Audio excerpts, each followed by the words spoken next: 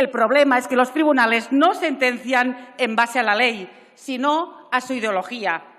Lo hicieron cuando condenaron a 100 años a las presas y presos políticos catalanes, pese a que este Parlamento había despenalizado explícitamente la organización de un referéndum. Y lo hacen ahora cuando la LOMLOE explícitamente establece que la lengua vehicular de la enseñanza es aquella que las leyes educativas autonómicas marcan. Y esto, en el caso de Cataluña, es el catalá y el aranés. Lo que están haciendo los tribunales, pasándose por el forro las leyes que se aprueban en este Parlamento, es un auténtico golpe de Estado a su supuesta plena democracia. ¿De verdad creen que hay que acatar impasibles las sentencias de unos tribunales que no respetan las leyes aprobadas por este Parlamento?